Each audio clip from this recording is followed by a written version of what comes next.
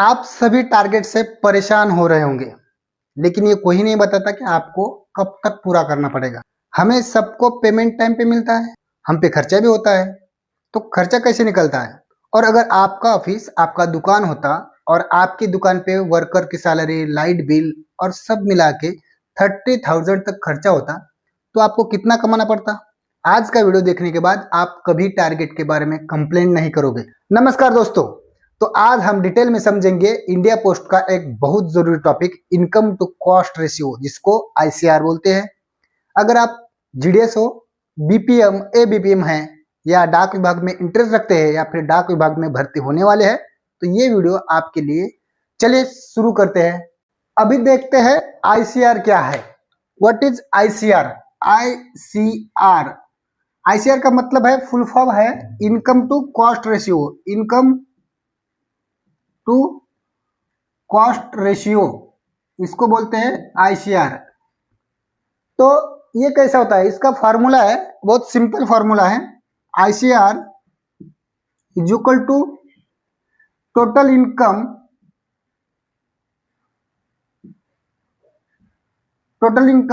Divided by total cost into 100।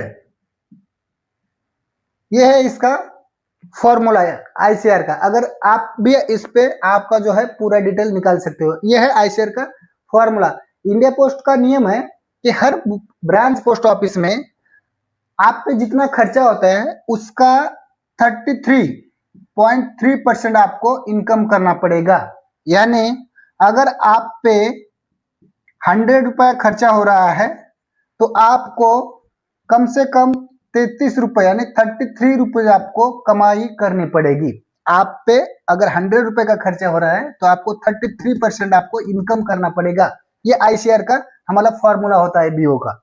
कमाई कहाँ से आती है? तो हमारे पास 5 जो है मेन सोर्सेस होते हैं। जैसे स्टैम्प सेल करते हैं हम, stamp sales, money order, IPO, POSB और जो अन्य सर्विसेज जो हम अदर जो कंपनी के देते हैं उसका। तो डिटेल में हम समझेंगे कि किस पे कितना हमें इनकम मिलता है। अब बात करते हैं ब्रांच पोस्ट ऑफिस की कमाई की। इनकम कहाँ से होती है? Source of income. तो हमें 5 जो है मुख्य प्रकार के 5 जो है इनकम सोर्स होते हैं। एक होता है स्टैम्प सेल्स, दूसरा होता है आईपीओ या तीसरा मनी ऑर्डर पेड हो या फिर इशू हो। उसके बाद है हमारा पीओएसबी। उसके बाद जो अदर कंपनी है, अदर कंपनी के हम सर्विसेज देते हैं, अदर सर्विसेज, इस पे भी हमें मिलता है। तो ये कैसे कैसे मिलता है ये हम देखेंगे। तो पहले हम बात करते हैं स्टैम्प सेल्स की। स्टैम्प सेल से हमें कैसा पैसे मिलता है इसकी बात करेंगे। तो स्टैम्प सेल का हमें जितने रुपए का हम स्टैम्प सेल करते हैं उसका 40% हमें इनकम में मिलता है और इस 40% का 20% हमें इनकम होते। मान लीजिए आपके बीओ में एक महीने में 500 रुपए का स्टैम्प सेल हुआ है। 500 रुपए का, अगर 500 रुपए का स्टैम्प सेल हुआ है तो 500 रुपए का अगर 40% निकालेंगे तो वो होता है, कितना होता है? 200 रुपए होता है। और इस 200 रुपए का हमें निकालना है 20%। 200 रुपए का 20%। अगर 200 रुपए का 20% निकालेंगे तो वो होता है 40 रुपए। यानी अगर आप अपने बीओ में 500 रुपए का स्टैम्प सेल करते हो तो आपको कितना मिलेगा? 240 रुपए। तो इस प्रकार जो आप अभी भी बहुत सारे बीओ जो है स्टैम्प सेल नहीं करते हैं, स्टैम्प के ऑर्डर नहीं लेते, तो स्टैम्प सेल नहीं करते तो आपका कितना बड़ा लॉस हो रहा है आप देखिए। तो इसलिए स्टैम्प सेल करना जरूरी होता है। आप अगर 500 रुपए का भी स्टैम्प सेल करते तो आपको 240 रुपए उसमें से मिल रहे हैं। अब बात करते हैं हमारा दूसरा प्रोडक्ट जो है मनी ऑर्डर का। मनी ऑर्डर, तो मनी ऑर्डर पे कितना मिलता है? तो मनी ऑर्डर पे जितने रुपए की मनी ऑर्डर होते हैं उसका कमीशन जो होता है, कमीशन पे मिलता है। कमीशन पे, मनी ऑर्डर का कमीशन, मनी ऑर्डर के कमीशन पे अगर आप इशू करते हो, मनी ऑर्डर कोई इशू किया है तो उस पर 24% मिलता है, और अगर आप पेड करते हो तो उस पे मिलता है 38%। किस पे मिलता है? मनी ऑर्डर जितने रुपए की बुक के उस पे नहीं मिलता, उसके कमीशन पे मिलता है। मान लीजिए आपने एक महीने में 1000 का आपने मनी ऑर्डर बुक किया है, अगर 1000 का मनी ऑर्डर इशू किया है तो उसका कमीशन होता है 50 रुपए, और इस 50 रुपए पे अगर हम 24% निकालेंगे तो वो होता है 12 रुपए। और मान लीजिए एक महीने में आपको एक मनी ऑर्डर आया है आपकी बीओ में, जो आपने पेड किया है, पेड का 1000 का जो होता है 5% होता है 50 रुपए, और आपने पेड किया है, पेड पे आपको मिलेगा 38%। 50 रुपए पे अगर 38% निकालोगे, 38% तो वो होते 19 रुपए। अगर मान लीजिए आपकी व्यू में ये दोनों हुए, एक 1000 का मनी ऑर्डर इशू हुआ है और 1000 का मनी ऑर्डर पेड हुआ है, तो आपको कितने मिल रहे हैं? तो इस पे मिल रहे हैं आपको 31 रुपीज ओनली। तो आप आपके हिसाब से हिसाब लगा सकते हैं। अब बात करते हैं तीसरा प्रोडक्ट। तीसरा प्रोडक्ट क्या है? आईपीओ, यानी इंडियन पोस्टल ऑर्डर। मुझे भी पता है, आपको भी पता है, अभी फिलहाल में बीओ में जो है आईपीओ नियर अबाउट नील है। अगर आपके बीओ में होता है तो आप कमेंट में जरूर बताइए। बीओ का जो है आईपीओ जो है नील चल रहा है, तो इस पे अगर हम हमारा इनकम अगर कैलकुलेट करेंगे तो वो नियर अबाउट 0 है, क्योंकि हो ही नहीं रहा है तो कहां से इनकम आएगा? तो यहां से कुछ मिलने वाला है नहीं। अब बात करते हैं पीओएसबी की। ध्यान दीजिए, ये सबसे बड़ा रेवेन्यू सोर्स है। हमें लाइव अकाउंट पे पीओएसबी का जो लाइव अकाउंट होता है उस पे मिलता है 67.97 रुपीज पर ईयर।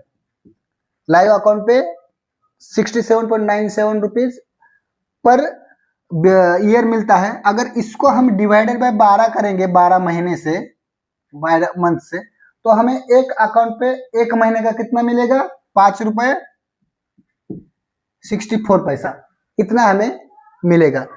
और जो साइलेंट अकाउंट होते हैं हमारे बीओ में, उस पे मिलता है, साइलेंट अकाउंट पे हमें मिलता है एक अकाउंट पे 11 रुपए 505 पैसा। ये इतना साइलेंट अकाउंट पे मिलता है।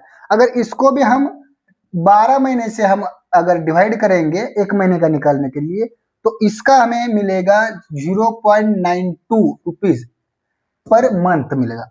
मान लीजिए आपके बीओ में लाइव अकाउंट है 1000 और साइलेंट अकाउंट है 150 मान लीजिए, तो अगर इसका हम हिसाब करेंगे तो हमें एक महीने का जो है 1000 रुपए पे हमें मिलेगा, 1000 रुपए के 5664 रुपीज। और जो साइलेंट अकाउंट है, साइलेंट अकाउंट में हमें इसके हिसाब से अब करेंगे तो हमें मिलेगा कितना? 138 रुपए समथिंग, जो भी है पैसा जो भी मिलेगा इतना मिलेगा। तो 1000 अकाउंट पे अपने कितना मिल रहा है एक महीने का? 5664 रुपए। और साइलेंट अकाउंट अगर 150 है मान लीजिए, आप अपने हिसाब से लगा सकते हो, तो उस पे मिल रहा है 138 रुपए। तो अगर ये दोनों का मिला के करेंगे हम, तो इतना दोनों का कुल क्या आता है? तो 7802 रुपए हमें मिलता है। अगर इसका हमें हिसाब करेंगे तो इतना हमें मिल रहा है। पॉइंट में आएगा, लेकिन हम राउंड फिगर कर रहे हैं। तो देखा आपने, सिर्फ पीओएसबी अकाउंट से ही सबसे ज्यादा कमाई होती है। यानी अगर आप ज्यादा पीओएसबी अकाउंट खोलेंगे और बंद पड़े अकाउंट को फिर से एक्टिव करेंगे तो सीधा फायदा यही से मिलेगा। अब बात करते हैं हमारे जो पांचवा हमने जो बताया था अन्य अदर सर्विसेज जो है उसका। अदर सर्विसेज, अब अदर सर्विसेज से हमें मिलता है सिर्फ 1%, सिर्फ 1% मिलता है। तो मान के चलिए कि आपने 1000 रुपए का काम किया कोई चीज अन्य सर्विस का, तो इसका अगर हम 1% निकालेंगे तो वो होंगे 10 रुपए, सिर्फ 10 रुपए होंगे। हम अगर ये सब कैलकुलेट करेंगे, अब देखते हैं कि आपका जो हमने जो यहाँ पे फिगर्स लिए हैं उसके हिसाब से अगर हम आईसीआर निकालेंगे तो कितना होगा। पहले तो हम क्या करेंगे, हमारी इनकम निकालेंगे। हम अभी इनकम निकाल रहे हैं, तो इनकम कितना हो रहा है? तो हमने पहले स्टैम्प सेल किया था, स्टैम्प सेल।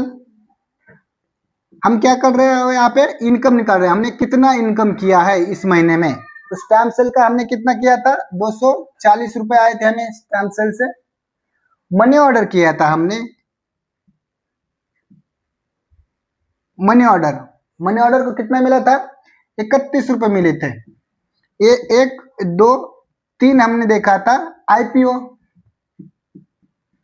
आईपीओ तो कुछ किसी व्यू में नहीं हो रहा है, तो 0 नियर अबाउट। अगर आपके व्यू में होता है तो आप कमेंट में जरूर बताइए। उसके बाद 4 पीओएसबी देखा था। तो पीओएसबी से कितना इनकम हुआ था हमें? 5,802 रुपए नियर अबाउट। उसके बाद अदर सर्विसेज हमने देखा था, अदर सर्विसेज। अगर अदर सर्विसेज का हमने 1,000 का उदाहरण लिया था और उस पे 1% हुआ था हमें 10 रुपए। अगर ये सब हम निकालते हैं तो इसका कुल कितना आएगा? तो कुल आता है 6,083 रुपए, ये हमें इनकम मिला है। अब बात करते हैं खर्चा की। याद है शुरुआत में मैंने कहा था, अगर आपकी दुकान होती और उस पे वर्कर की सैलरी, लाइट बिल सब मिला के अगर 30,000 तक खर्चा होता तो कितना? अब यहाँ इनकम हम लिख के रखते हैं। इनकम कितना हुआ है हमें? 6,083 हुआ है। तो हमें इनकम हुई है 6,083 रुपए, 6,083। अब कॉस्ट निकालते हैं, तो कॉस्ट कितना होता है देखते हैं हम। कॉस्ट मान के चलिए आपकी व्यू में एक बीपीएम है और एक एबीपीएम है। अब हमें भी पता है कोई भी बीपीएम की सैलरी 15,000 से कम नहीं है, हम 15,000 लेके चलते हैं। और कोई भी बीपीएम 15,000 के नीचे नहीं है, फिर भी कम ज्यादा हो सकता है, लेकिन हम एक राउंड फिगर 15,000 लेते हैं। इसका भी, एबीपीएम का भी 15,000 सैलरी है, ये 15,000। उसके बाद हमें स्टेशनरी मिलता है, स्टेशनरी हमें 250 रुपए का मिलता है। तो अगर ये पूरा कॉस्ट निकालेंगे वो कितना होगा? 30,250 रुपए, ये हमारा कॉस्ट आएगा। कितना? 30,250 कॉस्ट आएगा। तो हम अब इसका आईसीआर निकालते हैं। अब हमारा इनकम हुआ है 6,083, कॉस्ट हुआ है 30,250 रुपए। अब लगाते हैं फॉर्मूला आईसीआर का। आईसीआर का फॉर्मूला क्या है? आईसीआर का फॉर्मूला है ICR is equal to total income divided by total cost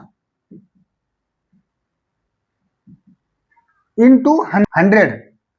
अब इस पे अगर इसको हम डालेंगे इस फॉर्मूले में, 6,083 डिवाइडेड बाय 30,250 इंटू 100, अगर ये हम पूरा कैलकुलेशन करेंगे तो हमारा आता है, जो है आंसर आता है वो आता है 20.11%। ये हो गया हमारा आईसीआर। लेकिन टारगेट कितना है? हमें टारगेट दिया था, जो आईसीआर हमें कमाना पड़ता है वो होता है कितना? 33.33%। मैंने पहले बताया था, ये हमें कम से कम कमाना पड़ता है, लेकिन हमारा कितना हुआ है? 20%। मतलब हमें 30,250 से खर्च से मुकाबले कम से कम 10,000 हमें मिनिमम कितना कमाना पड़ रहा था? 10,082 रुपए जो है कमाना चाहिए। और अभी हम सिर्फ कितना कमा रहे हैं? हम अभी सिर्फ कमा रहे हैं 6,083। अगर हमें इस कैलकुलेशन में बैठना है आईसीआर के 33 के, तो हमें मिनिमम इतना कमाना पड़ता 10,082 रुपए, 10,083। लेकिन हम कमा रहे कितने? हम कमा रहे सिर्फ 6,083। यानी अभी भी हमारे पास कितना कम है? हम फिर भी माइनस में चल रहे हैं। कितना कम चल रहे हैं? 3,998 रुपीज से हम 98 रुपीज 99 होता है, तो यहाँ से इतना हमें और भी कम है, हमें इतना काम करना पड़ेगा। तो अगली बार जब आपको लगे कि टारगेट बहुत मुश्किल है, याद रखिए ये कोई मनमाना नंबर नहीं है, ये सीधा हिसाब है कि आपकी दुकान चलाने में कितना खर्चा हो रहा है, उसका कम से कम 1/3 हिस्सा को आपको कमाना ही होगा। तो सवाल है ICR कैसे बढ़ाए? यह है 5 जो प्रैक्टिकल तरीके जो हमने बताए वो है, ज्यादा POSB अकाउंट खोले और साइलेंट अकाउंट को दोबारा एक्टिव करे, स्टैंप और स्टेशनरी सेल कराए, मनी ऑर्डर बिजनेस को प्रमोट करे, पोस्टल ऑर्डर जो है IPO जो है उसका सेल करे, कस्टमर आउटरीच और अवेयरनेस पर काम करे। इन 5 चीजों में सुधार करके कोई भी ब्रांच ऑफिस अपना ICR टारगेट तक पहुंचा सकता है। अब वो ट्रिक जिसका मैंने शुरू में वादा किया था, POSB अकाउंट में सबसे ज्यादा असर साइलेंट अकाउंट की एक्टिव करने से आता है, क्योंकि इसमें नया अकाउंट खोलने जितनी मेहनत नहीं लगती, फिर भी रेवेन्यू मिलता है। ये सबसे तेज और सही तरीका ICR सुधारने का है। तो दोस्तों उम्मीद है आपको ब्रांच पोस्ट ऑफिस की ICR पूरी तरह समझ आ गई होगी। कमेंट में बताइए आपके ब्रांच ऑफिस का ICR कितना है। अगर वीडियो पसंद आया तो लाइक करें, चैनल को सब्सक्राइब करें और बेल आइकॉन दबाना ना भूलें, ताकि असली पोस्टल अपडेट वीडियो की नोटिफिकेशन आपको सबसे पहले मिले। मिलते हैं अगले वीडियो में, तब तक के लिए जय हिंद, जय भारतीय डाक।